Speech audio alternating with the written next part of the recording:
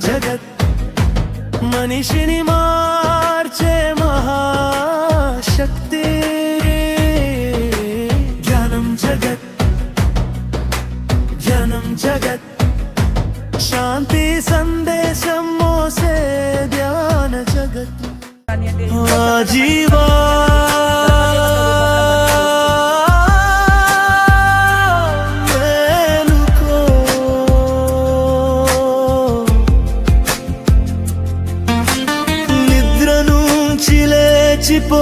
నీ చేతుల్లో రేపటి భవిష్యత్తు ఉందిరా ఇప్పుడే ముందుకు సాగిపో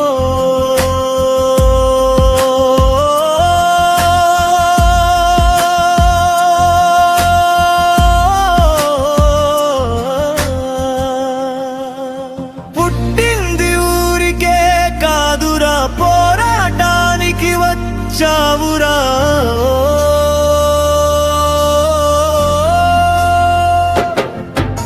స్వార్థం అనే గొలుసు తెంచి సత్యం వైపు నడిచిపోరా భూమి గాయపడుతుంటే నువ్వు చూస్తూ నిలబడతావా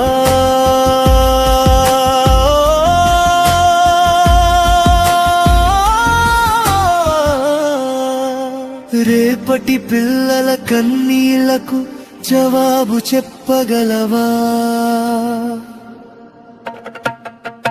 ఇది చివరి హెచ్చరికరా ప్రకృతి ఇస్తున్న పిలుపురా ఇప్పుడే మనం మారకపోతే రేపు ఉండదు ఏ అవకాశమురా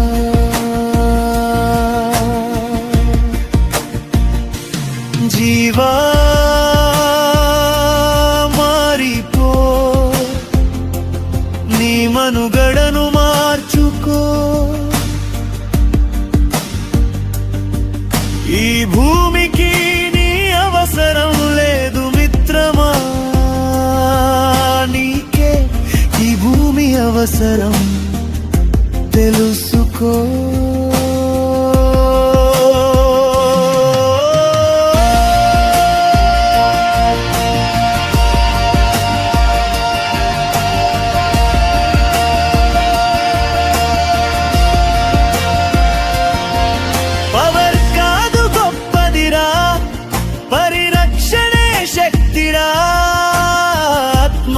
ఆత్మజ్ఞానమున్నవాడే నిజమైన వీరుడురా ఒక అడుగు ముందేస్తే 100 అడుగులు తోడవుతా రా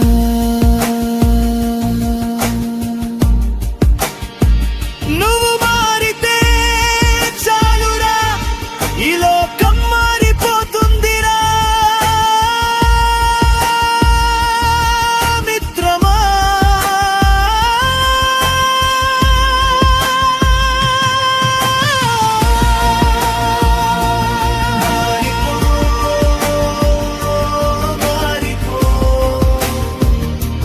మనిషిగా మారిపో దోచుకోకు నాశనం చేయకు భూమితో కలిసి బతికిపో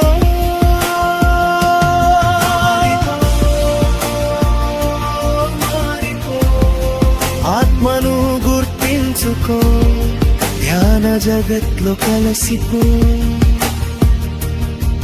నిజమైన శక్తి తెలుసుకో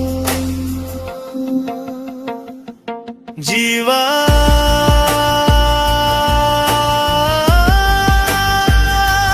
మారిపో ఇదే నీ సమయమురా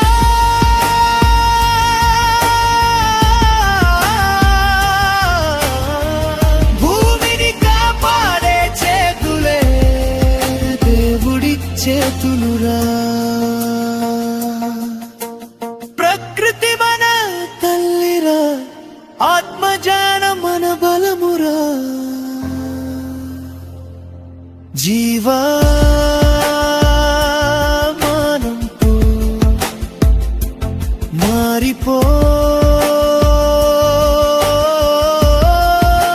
ఫస్ట్ వినడం అంటే సహనం ఉంచుకోవాలి. ఆయన సహనం గురించి కదా మాట్లాడింది ఇవాళ. ధర్మదేవతకి ఎంత సహనం ఉంటుంది, భూమాత అంత సహనం ఉంటుంది. ఆ సహనాన్ని మనము ఎప్పుడు పెట్టుకుంటూ ఉండాలి. ఆయన ఎప్పుడు వెయిట్ చేస్తుండేవారు, ఎప్పుడు అందరూ సన్మార్గంలో వస్తారా, ఎప్పుడు మంచి కర్మలు చేసుకుంటూ ఉంటారా, మంచి పనులు చేస్తూ ఉంటారా అని ఆయన వెయిట్ చేస్తూ ఉండేవారు. చూసి ఒకేసారి శిక్షించడం. సో అలాగా ధర్మదేవత మనకి చూస్తుంది, సహిస్తుంది, అధర్మాన్ని సహిస్తూనే ఉంటుంది. కానీ ఇంకా చాలు అన్నప్పుడు ఇంకా ఫుల్ స్టాప్ పెట్టేస్తుంది. ఆ ఫుల్ స్టాపే మనకి కరోనా రూపంలో కానివ్వండి, ఎర్త్ క్వేక్స్ అంటే భూకంపాల రూపంలో కానివ్వండి, ఎంతో చక్కగా మనకి ప్రకృతి అనేది ధర్మదేవత రూపంలో మనకి వస్తుంది.